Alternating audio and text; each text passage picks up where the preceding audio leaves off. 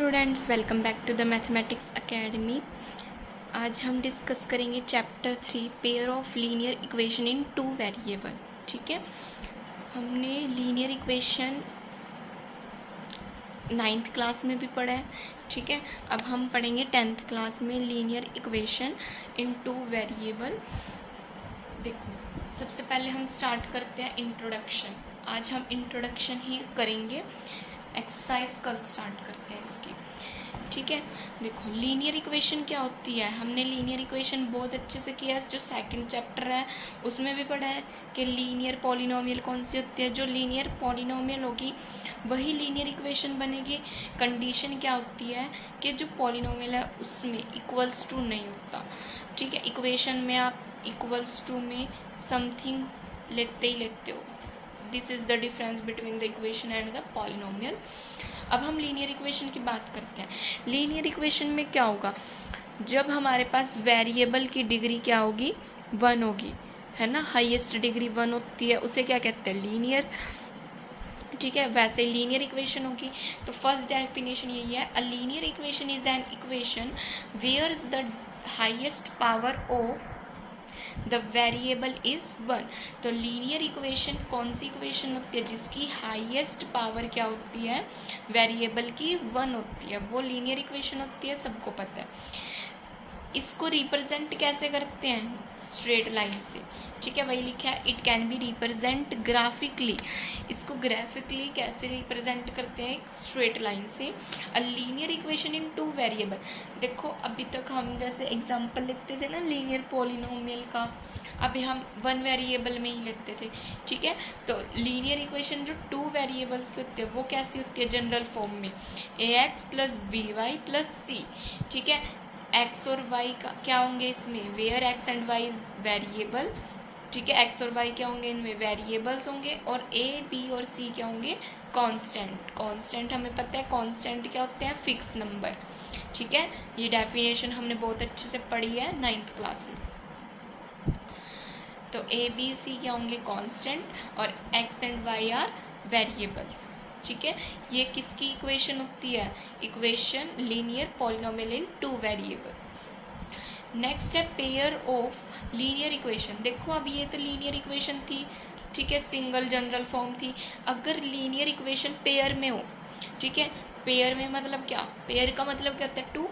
ठीक है, अगर 2 लीनियर इक्वेशन हो, ठीक है, जिसमें सेम वेरिएबल होंगे, ठीक है, जैसे when 2 linear equations in the same 2 variables are considered together, they form a pair of linear equations in 2 variable। देखो पेयर ऑफ लीनियर इक्वेशन क्या होती है, 2 लीनियर इक्वेशंस क्या होंगी, सेम 2 वेरिएबल्स कंसीडर्ड होंगे एक साथ, टुगेदर का मतलब एक साथ। ठीक है, they form a pair of linear equation, और वो किस फॉर्म की होगी, linear equation of in 2 variables की। ठीक है, समझ में आ गया ना। जैसे इसकी जनरल फॉर्म क्या होती है, a1x plus b1y plus c1 equals to 0, a2x plus b2y plus c2 equals to 0। ठीक है, इसमें ये दोनों फॉर्म क्या है, हमारे पास लीनियर इक्वेशन की है, बट यहाँ पर पेयर ऑफ लीनियर इक्वेशन है, मतलब जब दोनों लीनियर इक्वेशन एक साथ होंगी, ठीक है, जिसमें हमारे पास जो वेरिएबल होंगे वो दोनों में सेम होंगी। ठीक है, तो उसको क्या बोलते हैं, पेयर ऑफ लीनियर इक्वेशन। ये जनरल फॉर्म है, ठीक है, पेयर ऑफ लीनियर इक्वेशन की। नेक्स्ट है, the solution to a pair of linear equation is a pair of values x y that satisfy both equations simultaneously। देखो जो हमारे पास ये पेयर ऑफ लीनियर इक्वेशन है ना, इनके सॉल्यूशन क्या होते हैं, जो x और y की वैल्यू होगी वही होंगे, और वो सेटिस्फाई किसको करना चाहिए, दोनों इक्वेशन को। ठीक है, जो भी आप इनसे, ठीक है, इन दोनों लीनियर इक्वेशन से आप x और y की जो भी वैल्यू को फाइंड करते हो ना, ठीक है, तो वो इन दोनों इक्वेशन को सेटिस्फाई भी करनी चाहिए। ठीक है, तो हमारे पास क्या होंगी, x और y की वैल्यू तब भी फाइंड होंगी। ठीक है, अब देखो सॉल्व कैसे करते हैं, लीनियर इक्वेशन को सॉल्व करने के लिए बेसिकली 2 मेथड्स होते हैं, दैट इज ग्राफिकली और अलजेब्रिक मेथड। ठीक है, अभी जो हम फर्स्ट एक्सरसाइज करेंगे उसमें ग्राफिकली मेथड करेंगे।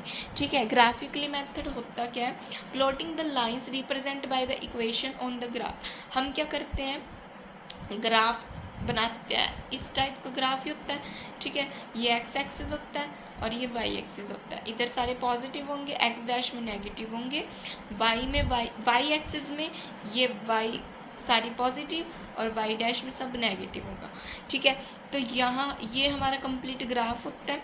ठीक है, अब हम क्या करते हैं, the point of intersection if it exist represent the solution. हम क्या करते हैं, हम पहले जैसे कोई भी जनरल फॉर्म ले लो, हम उसमें x और y की वैल्यू को पुट करते हैं। सपोज हम एक वैल्यू को पुट करेंगे, जैसे x को कुछ भी पुट कर लिया तो y तो ऑटोमेटिकली आ ही जाएगा। ठीक है, ये तो बेसिक सी बात है। जब आप 2 लीनियर इक्वेशन ले रहे हो, सपोज कर लो ax plus b1 x plus c equals to 0। ठीक है, और सेकेंड है a2 x plus b2y plus c2 equals to 0। ठीक है, अब हम यहाँ से x की यहाँ y आएगा। ठीक है, यहाँ से x की वैल्यू को फाइंड कर रहे हैं तो क्या आएगा, माइनस के c माइनस के b1y डिवाइड में a1। ठीक है, सिमिलरली यहाँ पे भी x की वैल्यू को जब फाइंड करेंगे तो सिमिलरली ऐसे ही सॉल्व करेंगे। क्या आएगा, x equals to c2 minus के c2 माइनस b2y डिवाइड में a2। ठीक है, यही होएगा। अब हम यहाँ पे क्या करते हैं, स्टेप बाय स्टेप। सबसे पहले हम इस वाली इक्वेशन में x को पुट करेंगे, कुछ ना कुछ पुट करेंगे रियल नंबर। ठीक है, y की वैल्यू तो ऑटोमेटिकली आ जाएगी। ठीक है, ऐसे ही जब आप सेकंड इक्वेशन में पुट करोगे तो x को कुछ भी पुट कर लो, y की वैल्यू आएगी। ठीक है, तो ये दोनों एक दूसरे के ऊपर डिपेंड होंगे ना। जब x को आप कुछ भी पुट कर रहे हो, इसका मतलब y जो है वो x के ऊपर ही तो डिपेंड है। ऐसे ही आप y को पुट करोगे तो x भी तो y पे डिपेंड है। ठीक है, ऐसे इसमें तो आप दोनों में जो भी पुट करोगे वो एक दूसरे के ऊपर डिपेंड रहेगा। ठीक है, तो ऐसे करके आप क्या करोगे, एक ग्राफ बना लोगे। ठीक है, और एक ग्राफ बनाओगे इस इक्वेशन के लिए, मतलब लाइन। ठीक है, और एक वैल्यू पुट करके ग्राफ बनाओगे इस इक्वेशन के लिए। ग्राफ तो सिंगल ही होगा। ठीक है, वैल्यूज पुट करके जो आपकी लाइंस आएंगी, लीनियर लाइन आएंगी, क्योंकि लीनियर इक्वेशन है तो लाइन भी क्या होती है, लीनियर इक्वेशन में स्ट्रेट लाइन होती है। तो आपकी वैल्यूज़ को पुट करके जो स्ट्रेट लाइन आएगी वही आप ग्राफिकली रिप्रेजेंट करोगे। ठीक है, बेसिकली ये है इसका मतलब। आगे जब आप क्वेश्चन करोगे अच्छे से क्लियर हो जाएगा। ठीक है, अलजेब्रिक मेथड में क्या होता है, अलजेब्रिक मेथड में ना सब्स्टिट्यूशन मेथड होता है, एलिमिनेशन मेथड होता है, क्रॉस मल्टीप्लिकेशन मेथड होता है। आई थिंक आपने ये पहले नहीं पढ़ा है तो आप ये फर्स्ट टाइम पढ़ोगे। बट देखा जाए तो ये मेथड बहुत इजी होता है, सब्स्टिट्यूशन मेथड भी इजी होता है, एलिमिनेशन मेथड भी और क्रॉस मल्टीप्लिकेशन भी। ठीक है, तो इसको कह सकते हैं ये अलजेब्रिक मेथड होता है किसी भी 2 लीनियर इक्वेशन को सॉल्व करने के लिए, और ये ग्राफिकली मेथड होता है जो आप ग्राफ से रिप्रेजेंट करते हो। ठीक है, नेक्स्ट है कंसिस्टेंसी। ठीक है, क्या होता है कंसिस्टेंसी, देखो a pair of linear equation is considered consistent. अब हमारे पास जो 2 लीनियर इक्वेशन होंगी उसको हम कंसिस्टेंट कब कंसीडर करेंगे, अगर उसका यूनिक सॉल्यूशन होगा। यूनिक का मतलब क्या होता है, 1। ठीक है, जब उसका 1 सॉल्यूशन होगा, एक के अलावा और कोई सॉल्यूशन नहीं होंगे, उसके एक ही सॉल्यूशन बनेगा, तो उसे क्या बोल लेंगे, कंसिस्टेंट। ठीक है, वो इक्वेशन कंसिस्टेंट होगी। ठीक है, इनकंसिस्टेंट इक्वेशन कब होगी, a pair of equation is inconsistent. Inconsistent कब होगी, जब उसका कोई भी सॉल्यूशन नहीं होगा, नो सॉल्यूशन। ठीक है, और अगर हमारे पास जो इक्वेशन है वो इक्विवेलेंट हो, इक्विवेलेंट का मतलब क्या होता है, इक्वल। ठीक है, तो अगर हमारे पास जो इक्वेशंस है दोनों इक्वेशन इक्वल हो तो उसके कितने सॉल्यूशन होते हैं, इनफाइनाइटली मैनी सॉल्यूशंस। ठीक है, जिनको हम जो क्या होंगे, डिपेंडेंट होंगे, जिनको हम क्या बोलते हैं, डिपेंडेंट। ठीक है, अब मैं आपको थोड़ा सा इस टेबल की हेल्प से बताऊंगी, ठीक है। जो कि ये जो टेबल है ना, वो फर्स्ट एक्सरसाइज में जो सेकंड क्वेश्चन है उसमें भी यूज़ होगा, थर्ड क्वेश्चन में भी यूज़ होगा, ठीक है। जैसे मैंने पेयर ऑफ लाइंस कंसीडर करी है, ठीक है। देखो पेयर ऑफ लाइन क्या है, x minus 2y equals to 0 और सेकेंड इक्वेशन है 3x plus 4y minus 20 equal to 0। a1 by a2 find करेंगे। a1 बाई a2 क्या फाइंड होते हैं, देखो हमारे पास जनरल फॉर्म यही तो है, ax plus a1x plus b1y plus c1 equal to 0, a2x plus b2y, ठीक है, c2 इक्वल टू 0। थोड़ा ना प्लीज़ थोड़ा मैनेज कर लेना, ठीक है, स्पेस कम है यहाँ पर। देखो ये दोनों इक्वेशन है। अब a1 बाई a2 क्या होगा, देखो a1 इस वाली इक्वेशन के अकॉर्डिंग a1 1 है और इस इक्वेशन के अकॉर्डिंग a2 होगा 3, तो 1/3। और b1 बाई b2, b1 क्या है इसके अकॉर्डिंग माइनस के 2, b2 क्या है प्लस के 4, माइनस के 2/4। c1 बाई c2, c1 क्या है इसके अकॉर्डिंग 0 और c2 क्या है माइनस 20। तो यहाँ से हमारे पास जो a1 है, a1 बाई a2 इक्वल नहीं है b1 बाई b2 के। क्यों नहीं है, देखो a1 बाई a2 क्या है 1/3, क्या 1/3 माइनस 2/4 के इक्वल होता है, नहीं होता। अगर हम इसको कट करके देखेंगे माइनस 1/2 आएगा, तो ये इक्वल नहीं है। अगर इक्वल नहीं होंगे तो ग्राफिकली ये क्या रिप्रेजेंट होंगी, इंटरसेक्टिंग लाइंस, ठीक है। अगर इक्वल नहीं होंगे ना तो ग्राफिकली क्या रिप्रेजेंट होंगी, इंटरसेक्टिंग लाइंस।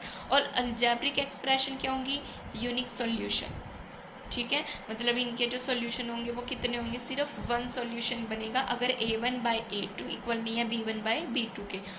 वन सॉल्यूशन, इसको आप ऐसे नाम रख सकते हो, one solution with intersecting lines, ठीक है। नेक्स्ट इक्वेशंस कंसीडर करिए। 2x plus 3y minus 9 equal to 0, 4x plus 6y minus 18 equals to 0।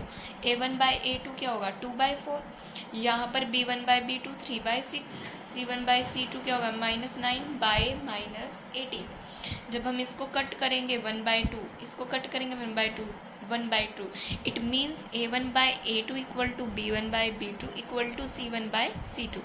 तीनों टर्म्स इक्वल है, इट मीन्स ये अलजेब्रिक, हमने कंसिस्टेंट में पढ़ा था ना, अगर यूनिक सॉल्यूशन होगा तो क्या होगा, ठीक है। अब इसमें कितने सॉल्यूशन है, इनफाइनाइटली मैनी सॉल्यूशन, ठीक है। जब हमारे पास तीनों टर्म्स इक्वल हो जाएंगी ना, इक्विवेलेंट, ठीक है, इक्विवेलेंट इसे ही बोलते हैं।